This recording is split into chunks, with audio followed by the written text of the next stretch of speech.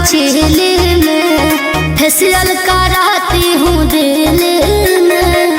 बाबा मेकअप खाबो का? अरे आता है नाम खर्चेले में, मेकअप कराती हूँ दिल में। सुनो क्या? झाड़ नौकर लगे पीछे रहते हैं, लगा दे पानी में जवानी उसको कहते हैं, कहते बाप की दौलत फुटानी उसको कहते हैं।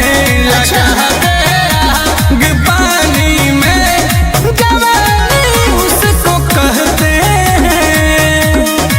कैसे तो ऐसे करिए। अब मुझे समझाने लगे।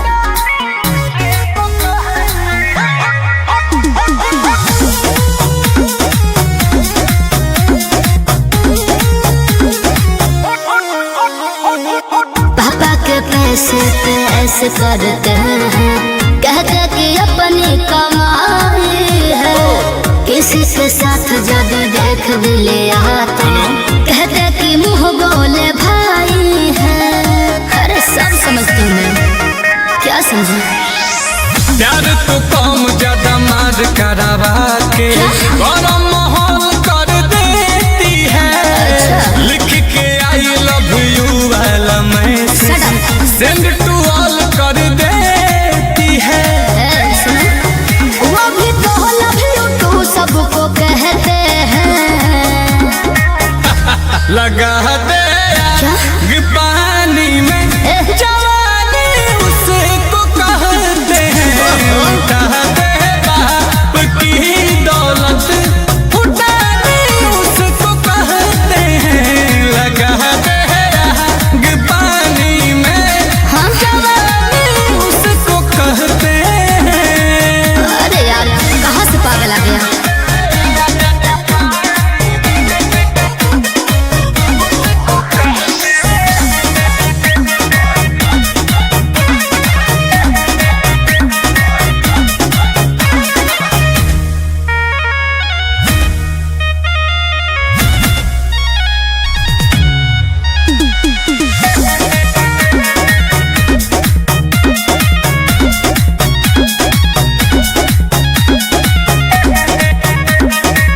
आजकल के लड़के धोखेबाज बढ़ते रहते हैं कहीं गो के फेरे में। ऐसा नहीं है। कहर के नाम पे थिएटर ले जाते तो कभी बुलाते हैं डर में।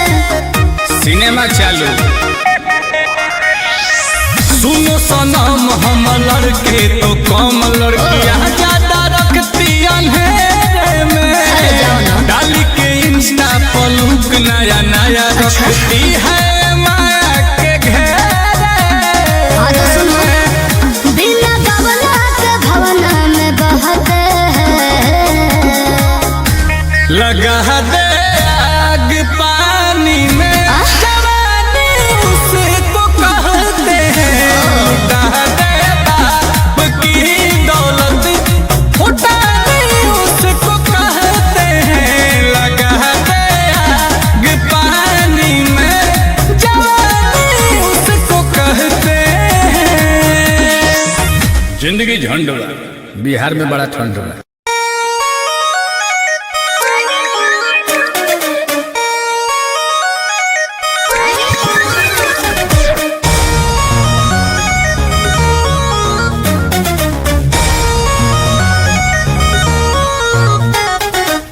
बादल के झिमी झिमी बरसात में आवा भी जाती तोह के साथ में।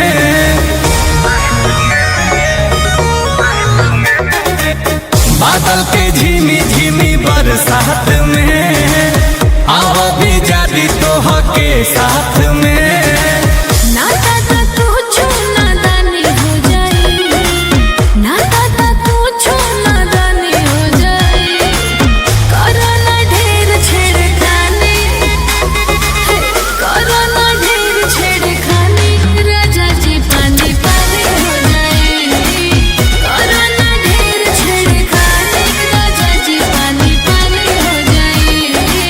झूठे डराइल बाड़ू माना जे हम कहतानी तोहारे साचो जानी हो जाई।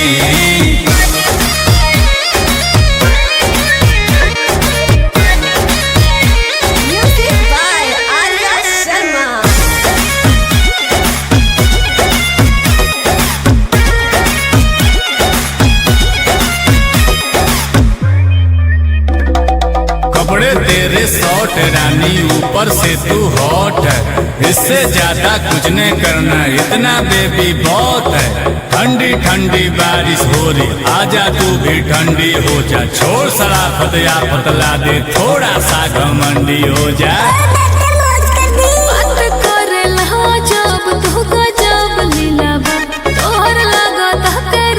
कुछ ढीला ढीला बा